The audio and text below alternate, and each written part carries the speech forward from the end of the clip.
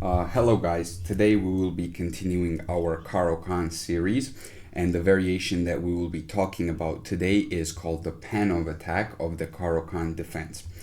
So let's get into it. After e4 c6, d4 d5, captures, in this position white plays c4.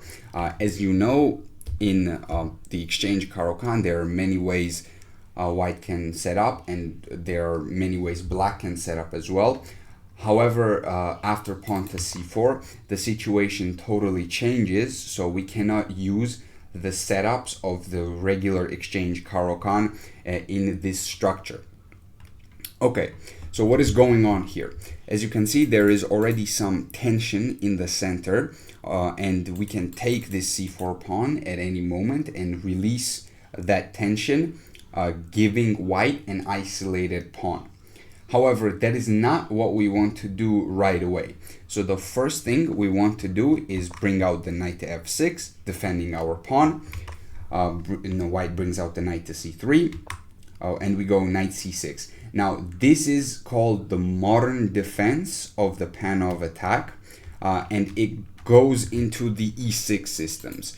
So what I mean by that is that there are 2 or 3 ways white can set up his position, and there's only 2 or 3 ways, actually, yeah, there's like 2 ways black can set up the position, and those ways are either with pawn to e6 and the bishop gets out this way, or with pawn to g6 and this bishop gets out to g7. Those are the 2 main setups that black can employ. These positions are the types of positions where you have to be super flexible. You have to know the positions, you have to understand the positions. There are no forced lines here. There is no specific sequence of moves that will get you an advantage out of the opening, or that will equalize the position out of the opening. But you have to be like water. You have to know the setups that a white can employ and what to do against those setups. Okay, so let's discuss the e6 systems first. So let's say white plays knight to f3. We go bishop to g4, bishop e3, e6, bishop to e2, and here we capture. Notice that we waited before white moved the bishop to e2, and then we captured on c4. This way, white has to move again with the bishop and take back on c4. Captures, bishop to b4, castles, and we get into this position. Now, the sequence that I just showed you is not the most testing sequence that can be played by white. This is just what can happen if white plays natural developing moves and does not force the issue. As you can see, let me go back really quickly. White played normal developing moves, knight c3, knight f3. We also did normal developing moves, and once white moved the bishop to e2, then we took on c4, and then we developed the bishop to b4. So that's how we get the pieces out. Now, that is not the most testing way to handle the position, as I said. White can try to avoid that by capturing on d5 himself instead of bishop e3. White can capture on d5, and after knight captures on d5, white can play this pesky move queen b3. Now here, this is one of those rare cases where in this system you have to play a sequence of moves that is kind of, it's not forced, but if you play this you can equalize easily, and the alternatives are not as good. And what I mean by that is that the best move in this position is bishop takes f3. This is still theory. This is like, there are 200 games in the master, over 200 games in the master's database from this position. But there are some alternatives as well. You can play like knight b6, for example. However, you don't really want to do that because this bishop takes f3 line is super simple. It equalizes very quickly, and it's quite effective. So after bishop takes f3, g takes f3, we play e6, so we gambit this b7 pawn. Remember, we sacrifice this, and after takes, we take on d4, bishop to b5 check, knight takes b5, and here there's a really cool move that white can play and it's not taking the knight. If white takes the knight, we simply block with the queen. But what white can do is white can actually play queen to c6 first. And now the difference is we cannot block with the queen because we lose our rook in the corner. So we have to move the king first. And now white takes the knight. And after queen d7 in this position, knight takes a d5, queen d5, captures. We get into this endgame, which is equal. White's structure is a little bit damaged. The white has 2-on-1 on the queen side. We have a passed pawn in the center of the board.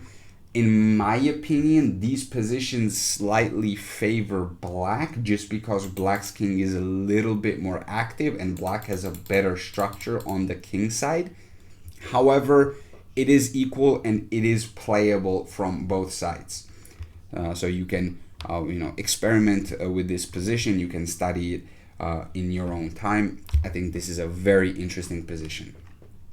Okay, so let me go back really quickly. Let me just quickly go through it one more time. So one move is bishop e3. So one variation is bishop e3 and then bishop to e2.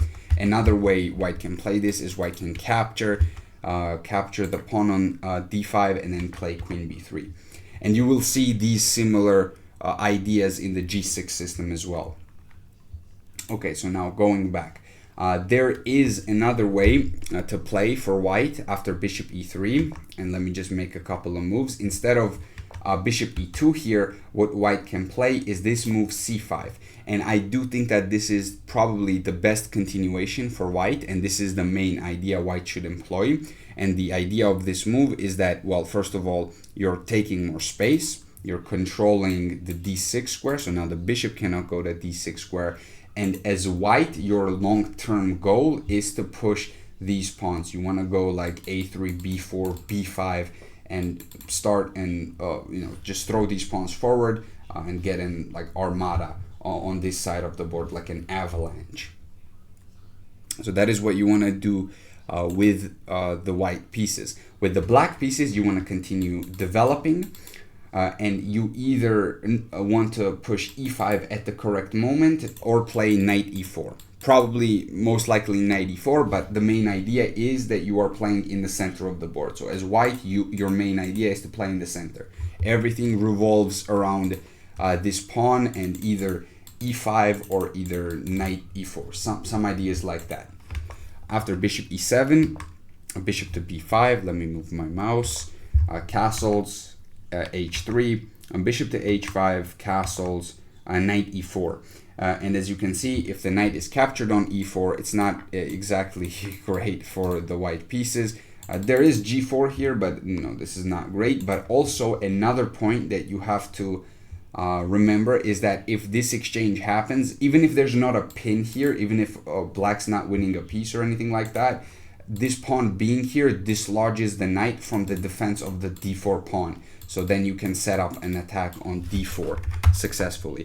And when I say this, I'm talking in a bit more general terms, of course, because right now there are concrete problems that white needs to solve involving this knight. So that is probably the best way. And after knight e4, of course, white doesn't take. White goes g4, bishop g6, and let me just show you a really cool sequence here. After bishop takes c6, b takes c6, knight to e4, e5. We play this very cool move, queen e8, defending the pawn, preparing f6, and we basically play this position, which is equal. And it's a very interesting and dynamic position, in my opinion.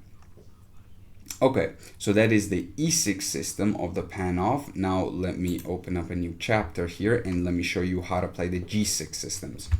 So we have the same moves in the beginning. We have all the same moves. However, remember that we're trying to play g6 here, which takes more time, right? Because we're trying to develop the bishop this way, and that takes time. So you don't necessarily want to play knight c6 first, in my opinion. I would go g6 immediately. However, knight c6 has its own benefits in terms of the fact that if queen ever goes to a b3, you might have some knight a5 ideas, which attack the c4 pawn and the queen on b3. However, you can also play g6 and start with this move order. And this is the fianchetto defense of the Panov. Okay, after knight f3, let me first show you what happens if white plays just natural developing moves. Bishop to g7, bishop e2, castles. We don't take right away, we don't have to. And then we play knight c6, and after bishop e3. Here we can take and go into these lines, but again, we don't have to. We can just continue developing. We can even allow our opponent to play c5 and go into this structure. Now, this is a very similar structure that we saw earlier. However, here the bishop is fianchettoed, and the ideas remain the same. White wants to play b4, b5. Black wants to play in the center, break out with e5 at some point, put the knight on e4, and play, actually knight e4 is the best move right now, and play something like this. You know, very natural and interesting position. So next move, most likely e5 will be played by black. So as you can see, this position and the other position with the e6 system, they're very similar. And there's not really a concrete way that you need to, there's not a forcing line that you need to learn in order to equalize. You need to be super aware of white's ideas, and you need to figure out how to counter those ideas. So you can choose one of these systems. You can either choose G6 system or the E6 system, try to get really good at it. G6 systems are a bit more risky because of the lines that I'm about to show you now. So let's go back after G6, knight to not knight f3. Here, what white can do is white can actually take on d5 and then play queen b3 immediately. This is one downside of the G6 system. And the downside basically is that, you know, there are issues on this diagonal and it is not easy to deal with, right? If you go bishop e6, you give away this pawn. If you go pawn to e6, then maybe bishop c4 can be played right away, or white can even take. It's playable, but the best move here, and the move that I would recommend that you should study, is this move, knight to b6. And after, let's say, bishop to b5 check, we block with the bishop. Here we simply continue developing, and we have an interesting position. You can argue that, again, black is slightly better here, but this is a sequence of moves that you have to know, and it is a little bit dangerous to go for this with black. There is more room for error when you play these G6 systems just because it takes longer to develop. That is why I would recommend to go for E6 systems, but that's your choice. If you're willing to study this, then by all means play it. I also really like to play G6 myself. Okay, so this is another line that I wanted to show you, this kind of a capture on d5 early on in queen b3. But there's another move here that I want to show you. It's bishop to g5. This is not a very testing move. It looks very scary because you're attacking the knight, which defends the pawn. However, this is totally fine. You can go bishop g7, and after bishop captures on f6, you take with the pawn. And after knight takes on d5, you can castle. And what you want to do here is you want to basically attack this d4 pawn very quickly. So let me show you. After knight to f3, we play knight c6, bishop to e2, f5. We are already putting pressure. And after castles, we play bishop to e6, attacking this knight. The position here is very, very dangerous for white, and I think we're getting the pawn back relatively easily. The best move for white is probably knight to f4. Knight takes d4, takes, queen takes, and after the queen trade, we get into a position like this, where you can argue that black might be slightly better just because this bishop is slightly better than the bishop on e2. However, it's still opposite color bishops, so most likely in an endgame it is going to be a draw if the rooks get traded off and it's just the bishops. But I do like this specific position for black because black seems more active here. So you should not trade all the rooks. So that's the G6 system. So let me just recap what I said.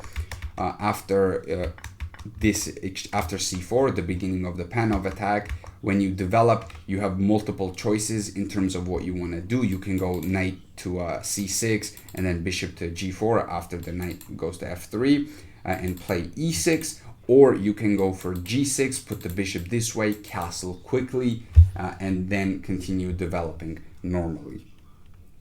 So those are your options. There's one more line that I want to show you, and that is called the accelerated Panov. And that happens when E4, C6, and C4 is played immediately.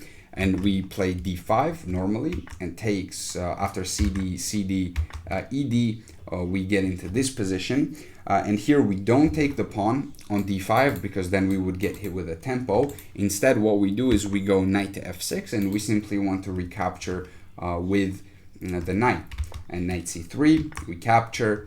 White continues developing. Knight C6, bishop C4, knight B6, bishop to B3, bishop F5.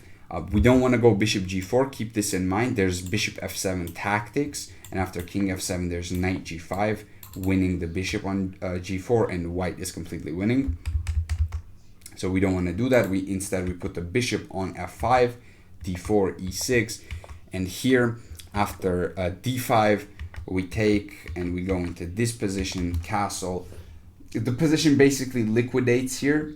However, I would argue maybe black is slightly better, just because after queen A5 you're gonna go like bishop to F6, and these bishops have a slightly better placement than white's bishops, you can argue. And you can allow this, by the way. This capture is totally fine, even though it isolates the pawns. It gives up the light square bishop, which is not exactly what you want to do as the white pieces. If queen b3 here, you can play like rook a to d8 and go into this position. So that is for today's video. This one might be a shorter one, but it is just as important to learn Panov as the other lines, because it's a very forcing line, and it is definitely sharp because it's more open, it's more dynamic. The other Caro-Kann positions are a bit more closed, so this is still something that you need to study. So that's it for today's video, and I will see you next time.